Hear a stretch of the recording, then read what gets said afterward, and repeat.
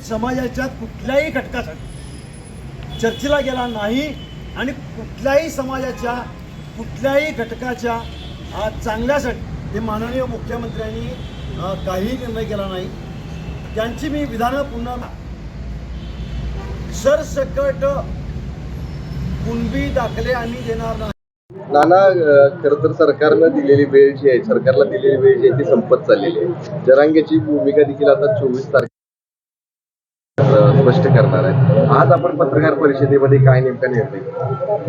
मराठा योद्धा जरांगे पाटील यांना आरक्षण देण्याची अंतिम मुदत जी होती ती 24 डिसेंबर राज्य शासनाने दिली होती, परंतु या अधिवेशनामध्ये हा आरक्षण देण्याचा निर्णय होईल अशा पद्धतीनं समस्त महाराष्ट्रातील मराठा समाजाची भावना होती।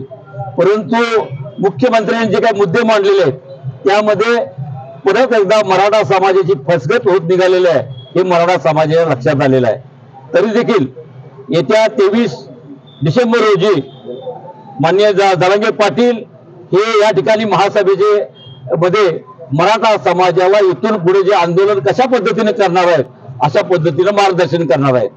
या महाराष्ट्रात 4 कोटीपेक्षा जास्त मराठ्यांनी असा निर्णय घेतलेला आहे, जरांगे पाटलांची भूमिका ती मराठा समाजाची भूमिका, त्यामुळे तो जो निर्णय घेतील त्यामध्ये कोल्हापूर अग्रेसर असतील, कारण ही आरक्षणाची नगरी आहे। शाहू महाराजांनी मराठ्याचं सर्वांना आरक्षण दिलं होतं, त्यामुळे त्या आरक्षणाला जर अटकाव केला गेला तर या कोल्हापूर जिल्ह्यामध्ये 50 किलोमीटरपेक्षा जास्त पुणे मुंबई जो मुंबई बेंगलोर हायवे आहे तो कोल्हापूर जिल्ह्यातून जातो। त्याचबरोबर गोवा हायवे, नागपूर रत्नागिरी हायवे, ह्या सर्व रस्त्यावर कोल्हापूर जिल्ह्यातील जनता आबालवृद्धाचं येऊन बसतील। आंदोलन शांततेने होईल, परंतु राज्य शासनाला हे आंदोलन पेलवणार असं असणार नाही। त्यामुळे राज्य शासनाला सुबुद्धी मिळो आणि 24 तारखेपर्यंत मराठा समाजाच्या आरक्षणाचा सोक्ष व्हावा, अन्यथा आम्ही मराठे लढाईला तयार आहोत।